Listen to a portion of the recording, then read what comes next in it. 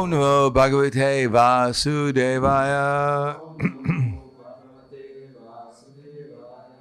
Srimad Bhagavatam, Canto 7, Chapter 3, Hiranyakashipu's plan to become immortal. Iti Vigyapito Devara Bhagavan Atma Bu Nripa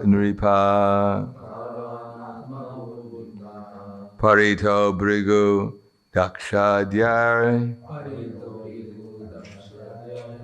Yayo Dait Yeshvara Sharmam Iti Vigyapito Devar Bhagavan Atma Bu Ripa Parito Brigu Dakshadhyar Yayo Dait Yeshvara Shramam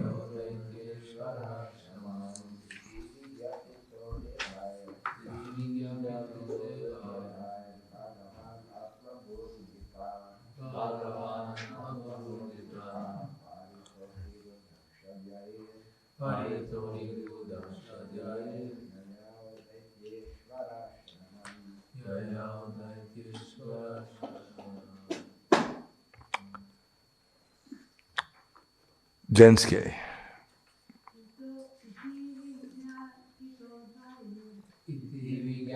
Dogaya Mano Ripa Shaya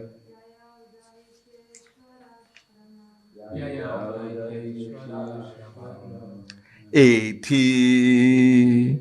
Thus Vigyapita, informed, Devai, by all the demigods, Bhagavan, the most powerful, Atmabhu, Lord Brahma,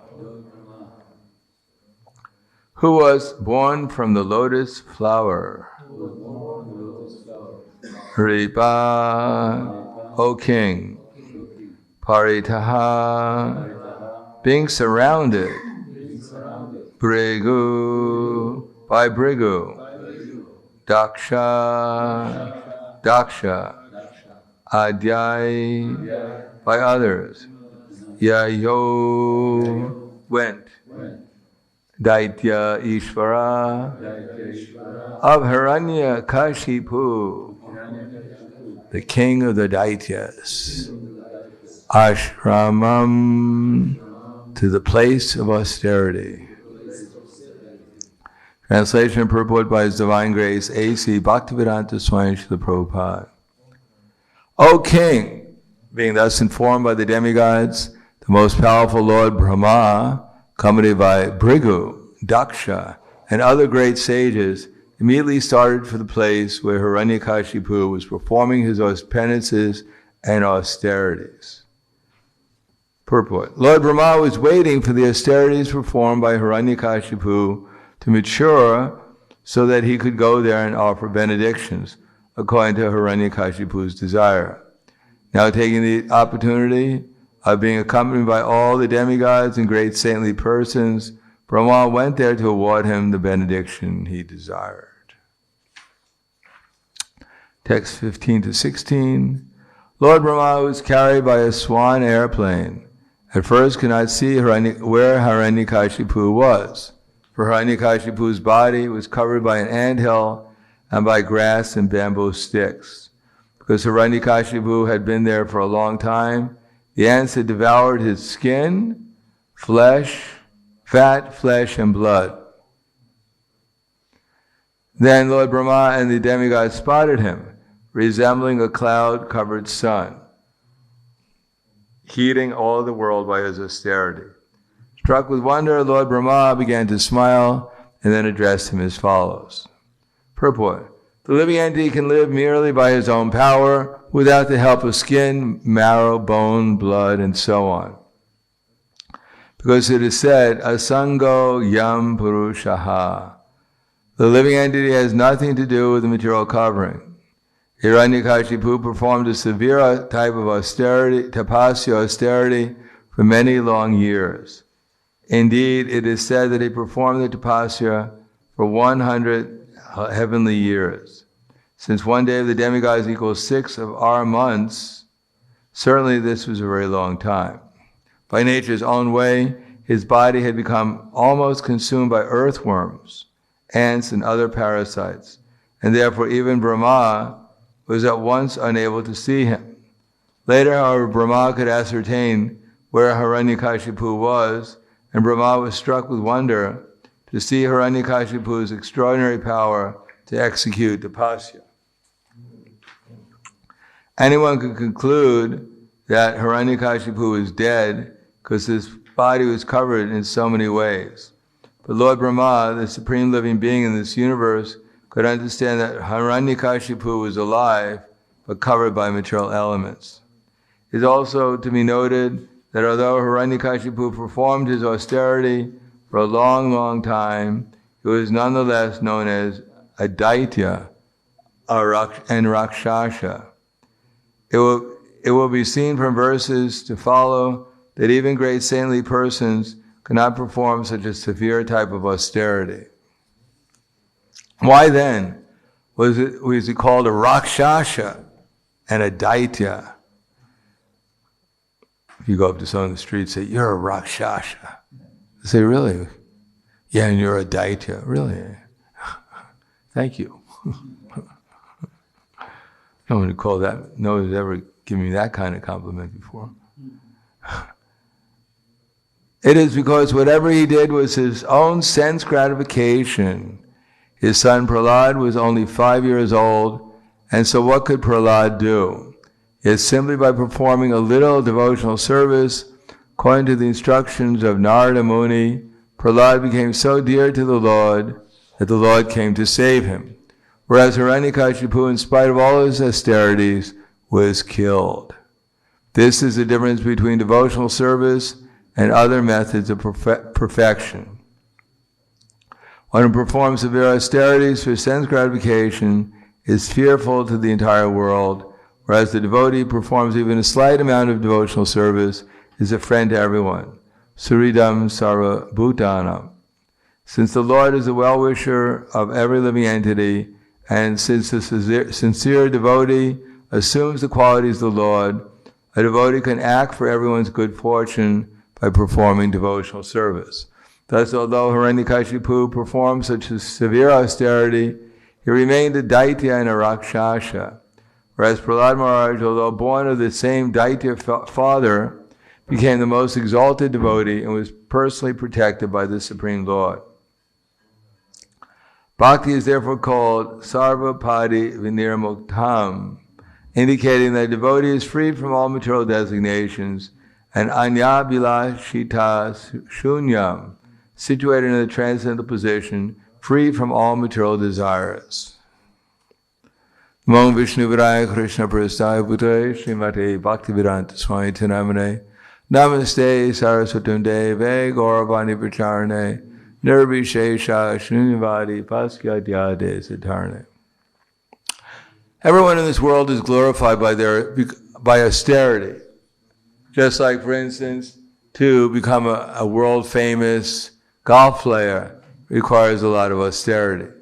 You have to spend your whole life trying to figure out how to swing a club and hit a little ball, and take all different types of clubs and keep on hitting that little ball until it gets into a hole. It means your whole life had to be concentrated, every movement has to be aimed at getting that ball into a hole. At night you dream of balls going into holes. In the day you're hitting the ball into the hole. And in between you're swinging, you're meditating, how can that ball go into the hole quicker?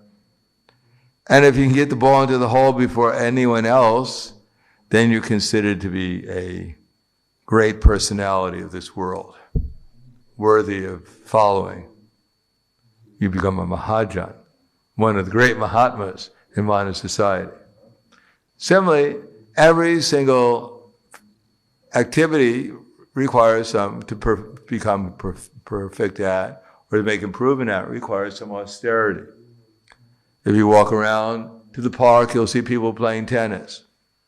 So it appears that they're enjoying, but actually their whole aim is somehow or another get that ball over the net without getting it too far over the net.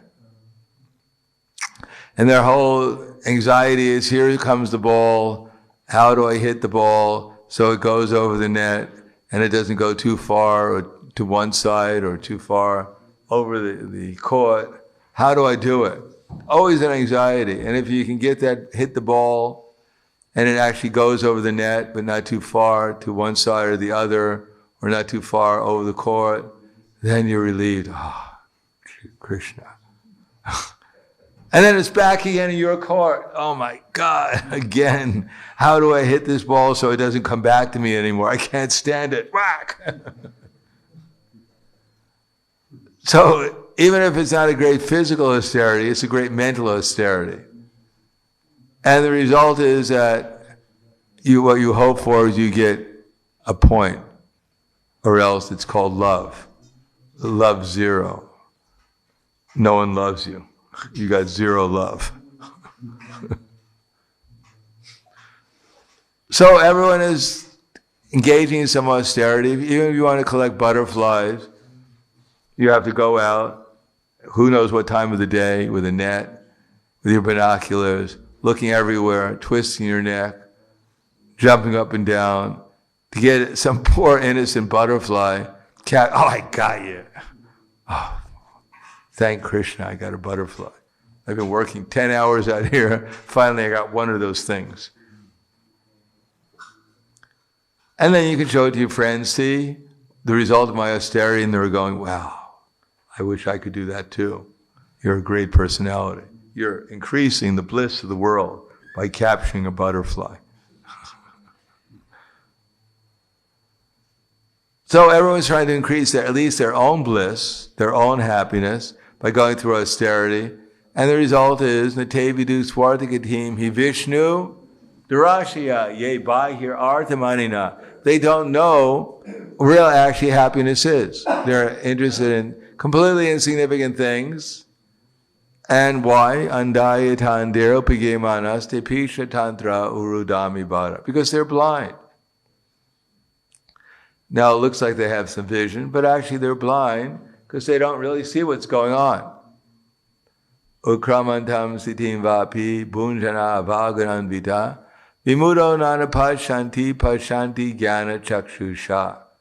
The foolish, they cannot understand how the living entity quits his body or what kind of body he enjoys under the spell of the modes of nature. But those whose eyes are trained with knowledge can see all this clearly. Itanto yoginas chayanam pashantyatma yunavashtitaha. Itanto yakritatmano naivam pashantya chetasaha. The endeavoring transcendentalist who is situated in spiritual knowledge can see all this clearly, but those whose eyes are not trained, although they may try, cannot see what's taking place. So everyone's engaged in some austerity to get some vision. Everyone's trying to see things as they are. Either trying, and in order to acquire knowledge and happiness, whatever it may be. So knowledge that there is the fairway, here's the ball, here's the club, here's my body. How do we put it together so we can send this ball on its way towards eternity, towards bliss? We hit the little ball and it'll have a blissful ride, and the ball will be happy, we'll be happy, the fans will be happy, and I'll get fame, profit, adoration, distinction. So that's the vision. Here is, and if you become expert, if you have a clear vision, how to hit the ball, the timing, exactly the amount of strength you have to put into it, exactly what the time, place, and circumstance are, then you think you're making progress towards the ultimate goal of life. But they don't see what's really taking place, that they're not the doer, the ball is not their energy. Krishna is supplying all their talent to do it. They become convinced that this is the goal of life. And there's so many other foolish people just like them, giving them money, fame, profit, adoration, distinction, for doing something which is completely useless, has no value whatsoever, and at the end, they'll simply die like everyone else, and maybe they'll come back, as a mouse on the fairway, in one of those holes.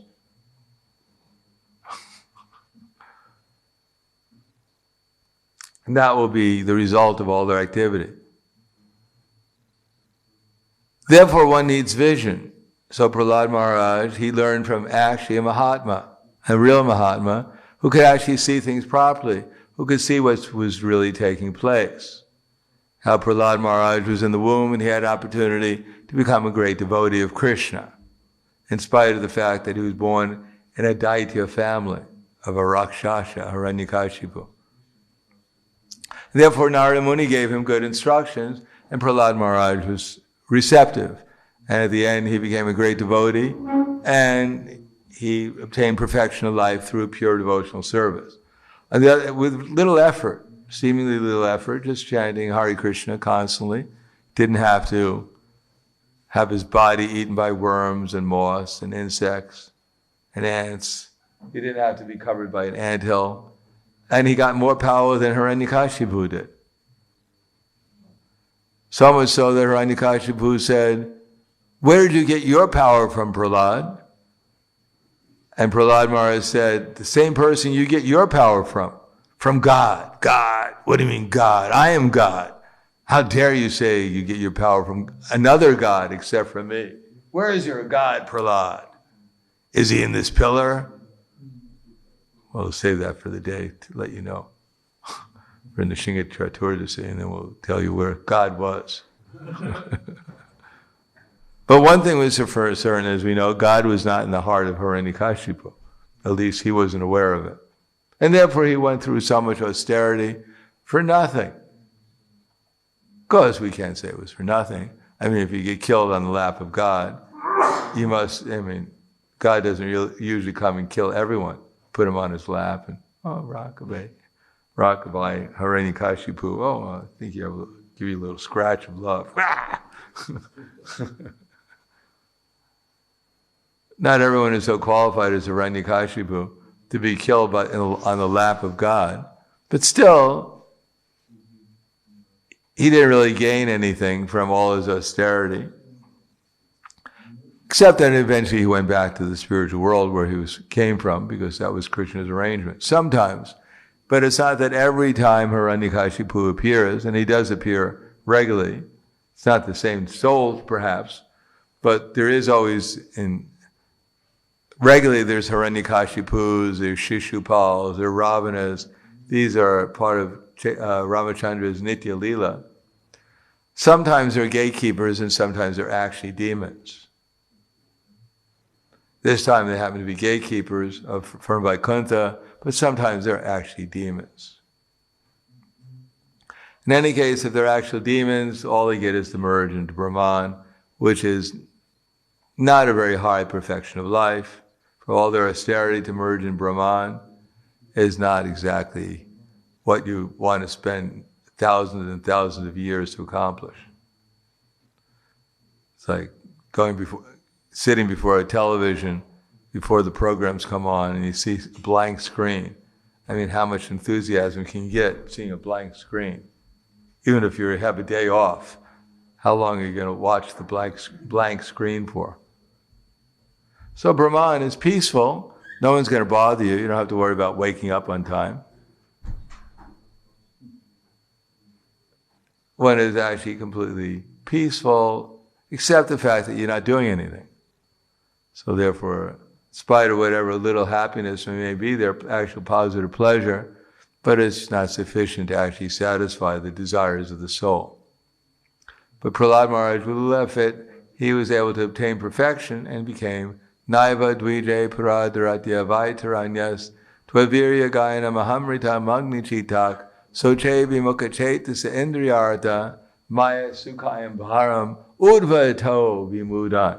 Prahlad Maharaj said, when he was offered a benediction, I don't need any of these benedictions.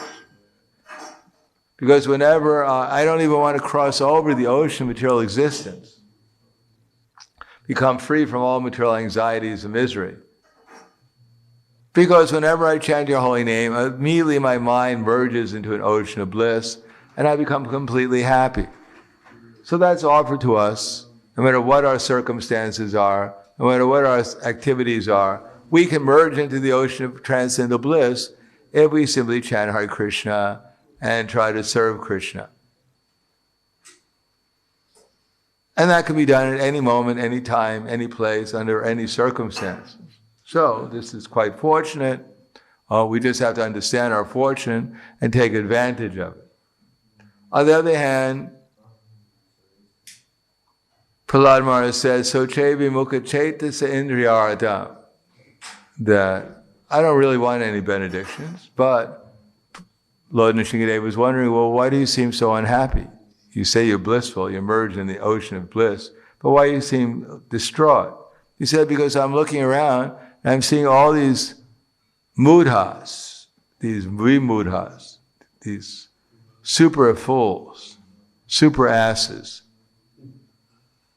They're working hard for sense gratification, simply suffering. They're looking for happiness, they're actually looking for you, but they're looking in the wrong place. Therefore, I'm lamenting and I'm trying to help them come back to you so that they can also become happy. So Hiranyakashipu is trying to make everyone miserable by his austerities, and Prahlad Maharaj, by his very simple austerity, was trying to make everyone happy. So we have a choice. Either we can go around trying to make everyone miserable, or we can try to make them happy. That's up to us to decide. Because if we try and make everyone happy, then we'll become happy. And if we try and make everyone miserable, then we'll simply become miserable. So I'll stop there. Thank you. Yes.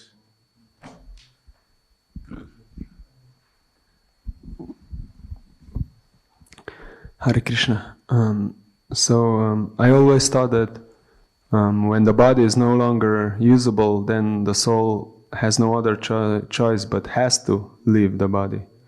But in this case, from the purport, we can see that his body was practically completely decomposed, but still he was present there and even stronger than ever, it seems. So could you just please tell something on these mechanics of how the soul... Well, you're interested in it? How to bring your life air into the bones? I'm just wondering how this... You need some instruction in this? No, everything depends upon your intelligence.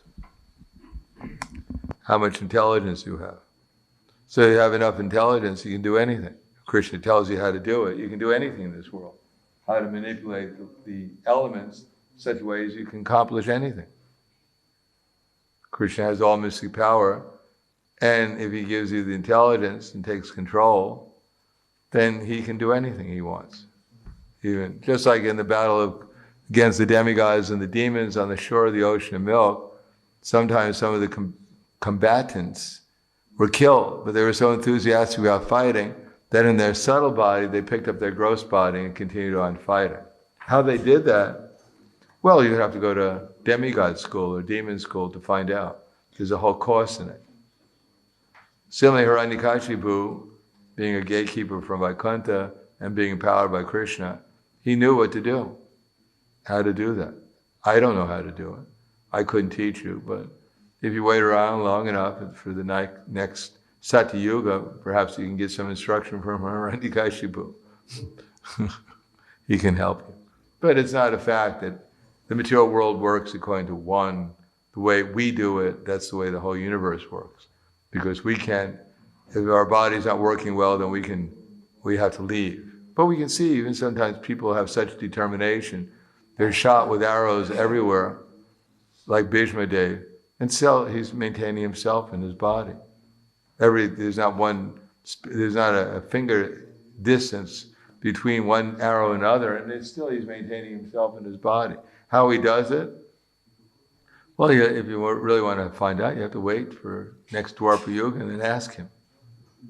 Other than that, we just accept it. That the world doesn't work, just according to what I heard, that's the way it's supposed to be. Bhishma, you're supposed to be in there. Oh, I'm sorry, I'm leaving. I read in the Bhagavatam somewhere that, what the body doesn't work anymore, you're supposed to leave. Oh, I didn't know that, I'm sorry. I skipped that part of the Bhagavatam. Yes.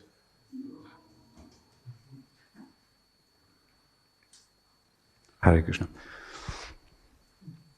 We see that Hiranyakashipu's austerity afflicts the whole universe, the demigods. Also, we can remember that when Dhruva Maharaj was performing his austerities, also the demigods went to Lord Vishnu being suffocated or choked.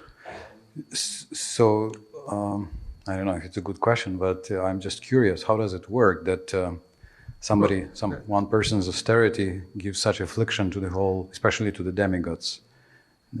Is there some insight into the technique? I mean, what's the theoretical mechanism? Well, that's explained in the Bhagavatam. That is the explanation. Just like when normally we can't run that fast. Certainly we can't run as fast as an airplane. But if we get inside the airplane, then we go at the same speed of the airplane.